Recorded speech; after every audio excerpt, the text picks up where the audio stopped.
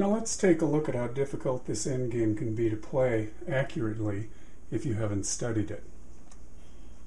Queen versus Rook is on the board. Black immediately takes advantage of a stalemate defense. Queen takes Rook is obviously stalemate. But as it happens, this is actually the better resistance. Usually White's best in positions like that is to retreat the queen and create a wishbone position, as we're calling it in the full course. But from here, this isn't too bad. Black is in a bad position anyway. Anytime this endgame starts with both defending pieces in the corner, you're no more than about 15 moves from mate. White checks.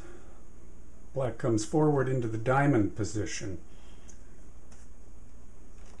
And White actually knows the correct counter to this position.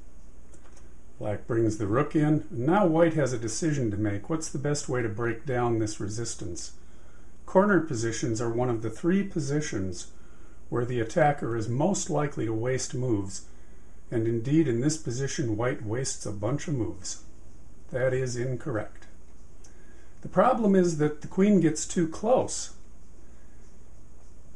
The right way to go about this check is to attack from here. Then when the king falls back, the white king steps forward. White is controlling this square. There's no way to give a check here.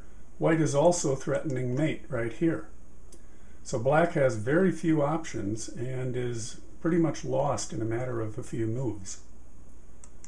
But from this position, black goes here, and it's real easy for the next move to be Rook f7, chasing the queen away. White goes here. There's not much else to do at this point. And actually from here, the best option for the defender is almost always to form a rosette. But here the defender also plays this, and White again wastes moves with the same mistake, bringing the queen too close. The right way to play the position is to go here.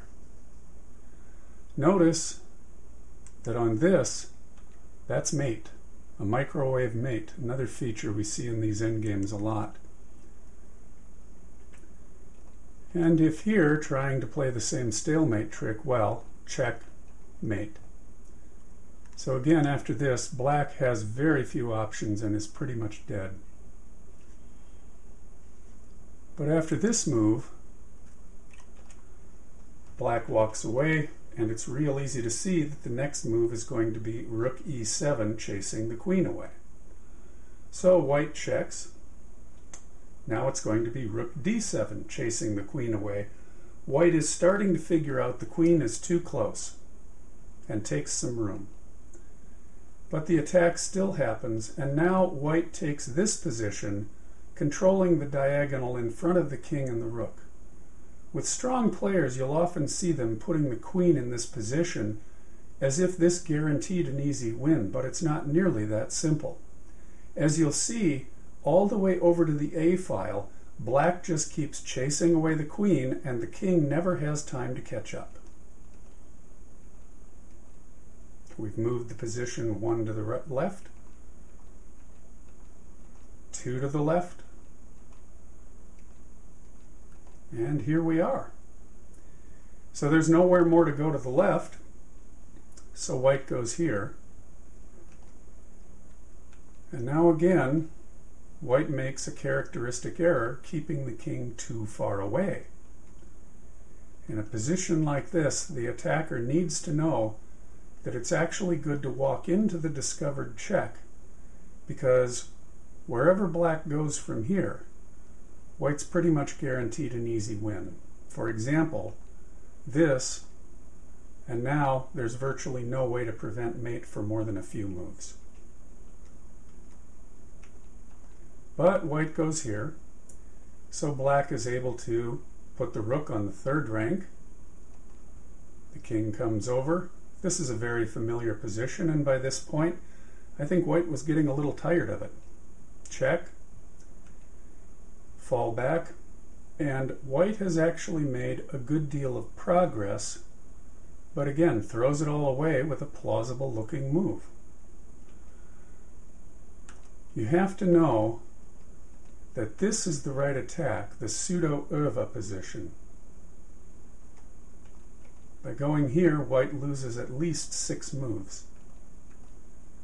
And black plays the very same stalemate trick in the other corner. White plays the very same check. If this is looking familiar to you, the very same mistake. If this is looking familiar, imagine how poor white was feeling by this point. Remember when we saw this very same position 20 moves ago on the other side of the board? And keep in mind, these are not weak players. Both players are rated above 2400.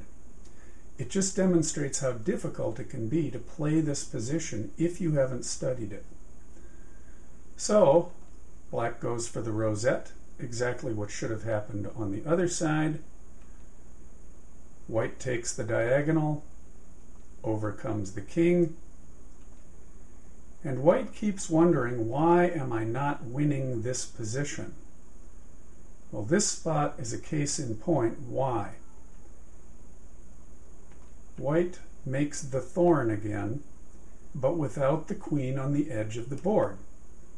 The thorn position is always the strongest with the queen on the edge of the board. If you look at this, it's just a Philidor position if it were slid over to the H file with the queen on the edge of the board. But as it is, it's easy for black simply to make another rosette and continue walking all the way across the board. To get the right kind of position, the attacker has to know to check and then make the thorn with the queen on the edge. Now in this position, black has very few options and none of them are good. About the best that black can do is to come down here, which is immediately met by the absolute 7th, check, Zugzwang. This leads to a very pretty position that's covered much in the full course.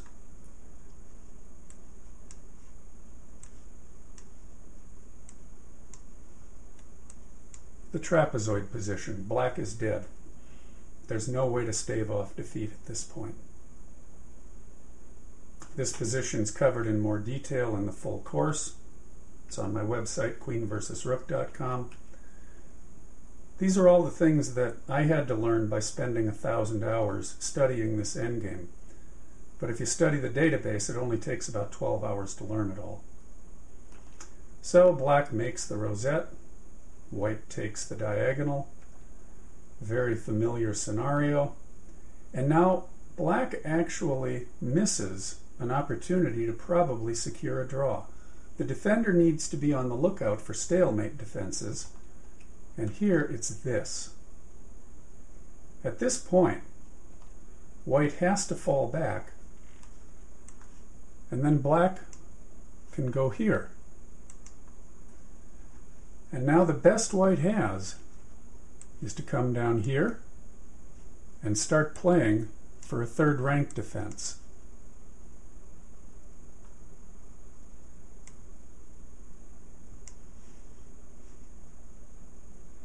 But as it is, black went here. If black uses the stalemate trick here and goes for the 3rd rank defense, with best play, white will win the rook just 3 moves before the 50 move rule would have come into effect. But after this, white continues the same old pattern. We now have a rosette, but a rosette like this is less advantageous, and you're going to see why. Check here, king pretty much has to walk into the corner, check here, and now black doesn't have a lot of options. Come here, and finally white gets the right pattern, check, Philidor position, the game is essentially over. So that's a short example of a game played between 2 strong players illustrating just how difficult it can be to break down the last barriers of the defense if you haven't studied this endgame carefully.